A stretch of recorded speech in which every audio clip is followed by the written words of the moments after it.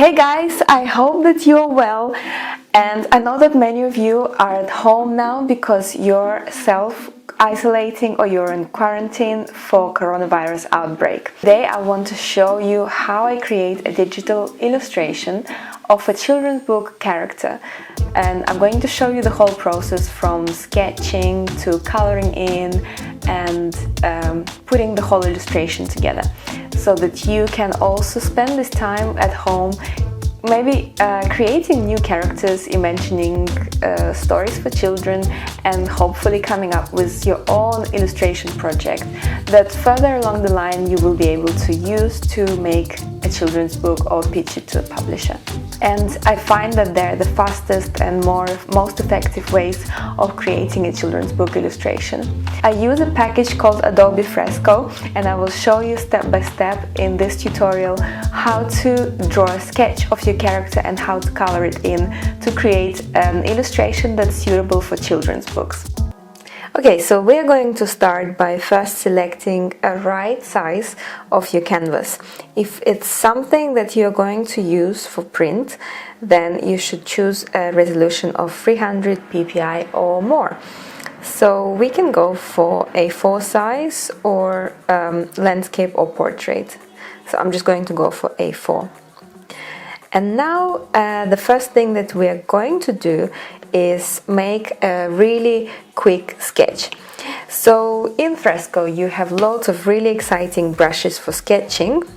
I actually imported my own, Kyle's brushes that I purchased beforehand. Now they're all free if you have Adobe subscription. But basically I have some of the brushes that I always use here, and I'm going to choose this one called Amazing Pencil. So you can see it's a very fluid brush. One thing I always do is I put the smoothing down and I make it a bit thinner, so it's really acts like a real pencil. And first of all, what I'm going to do is sketch out the pose of my character in a really quick way, just to capture the pose. So what I'm drawing is a giraffe, and I want a giraffe that's sitting down. And for children's book illustration, remember that you don't need to be super accurate or realistic with your drawing. So it's okay if it's not realistic, if it's a little bit wonky. I think that the main thing is that it kind of creates some emotions when you're looking at your sketch. And also it's quite good if your animals or if your characters are a little bit anthropomorphic, which means that they look a little bit like people. So if you're drawing an animal, it can actually be it can be behaving not in an animal way, but more like in a human way. And actually it makes your illustration more exciting and more fun to look at. So that's just a really quick sketch to kind of get the idea for the shape that I want to do. Okay.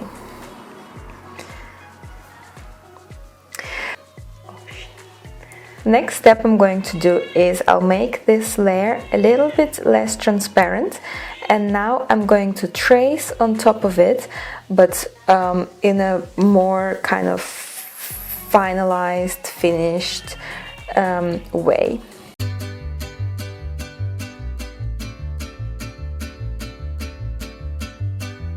And something that I use is this shortcut in Fresco. For example, if you tap with 2 fingers, it's going to undo. And if you use this helpful button, you will be able to erase with your pencil. So you don't have to switch between eraser and your pencil, your brush, every time you need to erase something. And also it erases with the same texture as your initial brush. Also, I really love that you can actually tilt the drawing, tilt your canvas, and that makes the process of drawing much easier.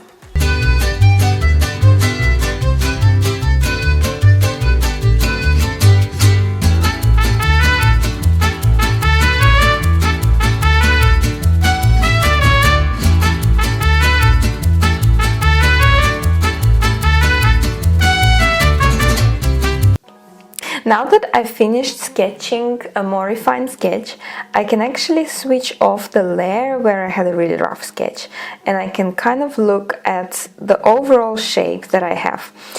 For this next step, it's really important for you guys to just use your own judgment. I think when you develop your own style, the main thing is to be able to see for yourself which part of your image works and which one doesn't. So when I look at this image, I am getting that this leg is a little bit off. An amazing thing that you can do on Fresco with your sketching, and I use it now all the time, is this selection and transform tool. I don't need to redraw this leg again and again. I can just select it and then press transform, and you can see that I can just rearrange this part of the drawing and I can make it bigger or smaller. So in my case, I think that this is a little bit better. And remember, it doesn't have to be realistic at all, it just needs to look right to you. I know it's a funny thing to say, but really there are no rules. It really just needs to look right, and you need to know that it's right and it's correct for you. So I'm pretty happy with all these shapes. I'm pretty happy with this tail and maybe this curve. And now here again, when I'm looking at my sketch, I think that this is not quite right. So I would actually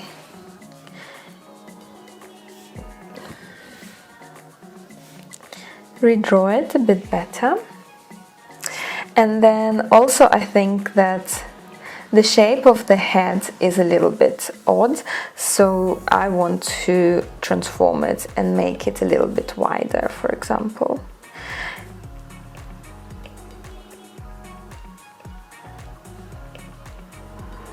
I find this tool really amazing because you can really preview how your drawing looks like without having to redraw it.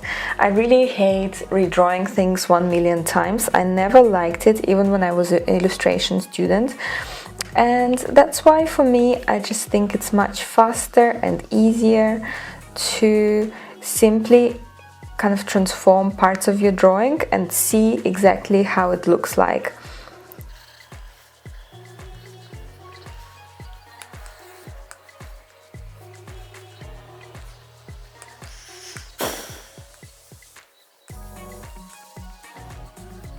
Okay, you will notice that I haven't actually added any eyes yet, because I think that eyes and facial expressions, they really make a character. So I always leave it to the last, and I always do it on another layer.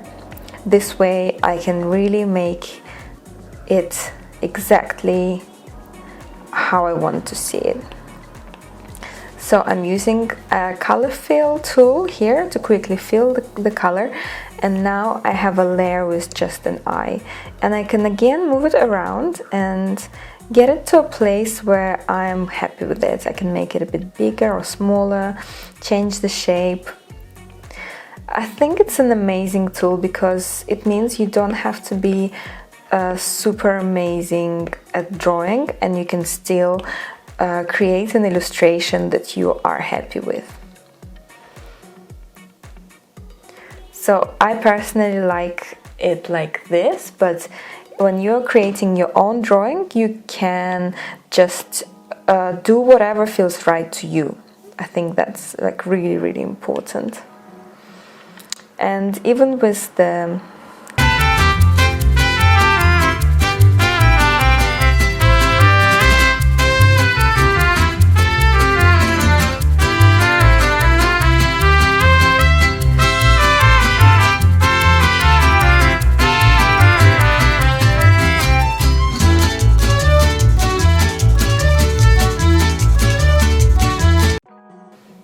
Okay, I'm pretty happy with this sketch, and now what I'm going to do is start coloring it in. The first step in coloring in your sketch is to actually find a nice color palette. So Fresco actually has some themes for you that you can choose from and just use. I use the app called Adobe Capture, and I walk around, and whenever I see something in real life that has interesting colors, I just snap a picture and then I can use it for my color schemes. So for example, I've got some color schemes here that I really liked and I'm going to use them. I'm going to use this yellow. I'm gonna make sure, actually what I can do now is collapse all of these layers into a group by just dragging it down. I use exactly the same brush for coloring as I do for sketching. And what you can do first is simply fill it in with one color.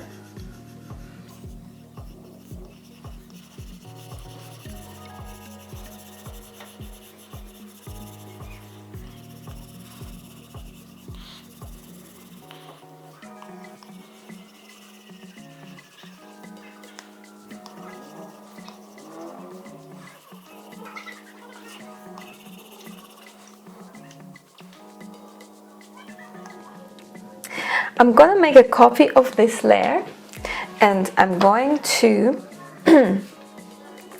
and now I'm going to use an option here that's called lock transparency. When you lock transparency, what happens is that you basically create like a layer mask. So anything that I sketch on now is going to stay within this shape. And sometimes it's quite nice to just switch off the outline, so you get to see your sketch from all the different ways and different angles, and then again you create a more interesting sketch. So now I've chosen a different color and I'm going to use the same pencil and I'm going to add these spots that all the giraffes have. And when I do my sketches, I actually quite like the drawing to look a little bit unfinished. Don't be afraid in your sketch to make it look a little bit unfinished, because it just it's really nice for children. It's a bit more human, it doesn't look too digital, and it looks like something that they can actually draw themselves. And I think that children really like that. So I'm going to keep these spots not completely filled.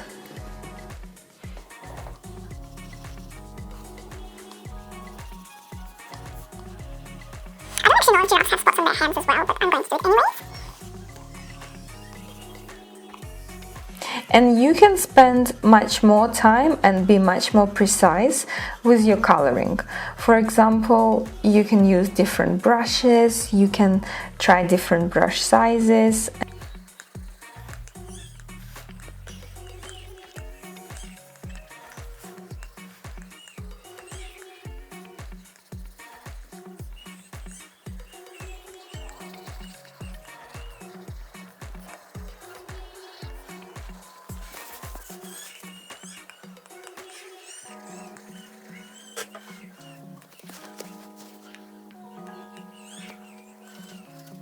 If you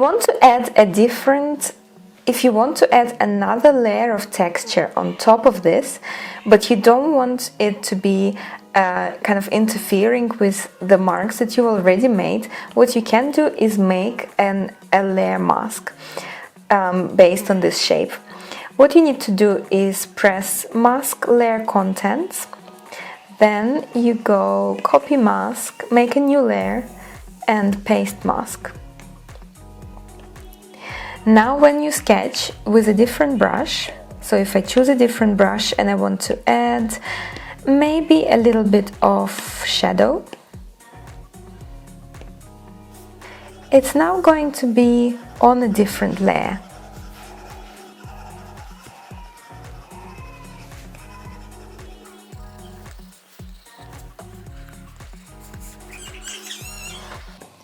Or you can change color of it. If you lock transparency, for example, and paint over it, you can change the color really easily. You can keep adding more and more different textures using this method. And I think that textures work amazingly well in Adobe Fresco, and textures are great for children's illustration because it's just much more fun to look at something that has lots of texture in it. Once I am quite happy with the coloring, what I'm gonna do is just go over the outline once again and make it a little bit less thick and garish. So you may want to switch off the outline altogether and then just draw the new outline, which is a little bit more kind of a little bit less intense. So with this step you can really take your time and do it really carefully, and that will create a really finished illustration.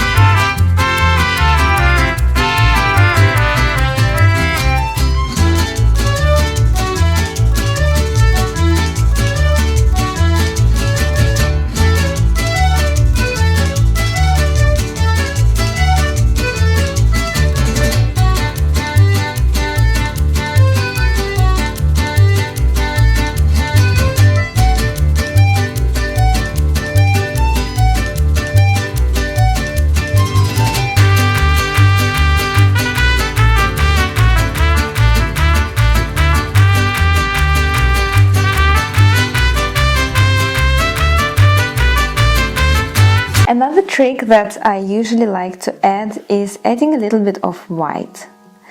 It kind of livens your illustration up a little bit and adds a bit of depth.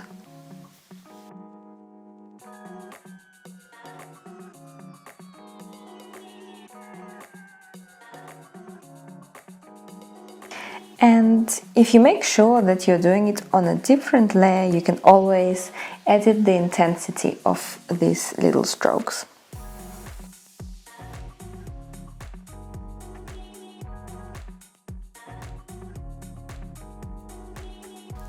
Something else that I find quite interesting is creating an offset feel to your illustration by just moving the layer with paint a tiny little bit. And again, I just think it adds a little bit more kind of sense of lightheartedness about it all.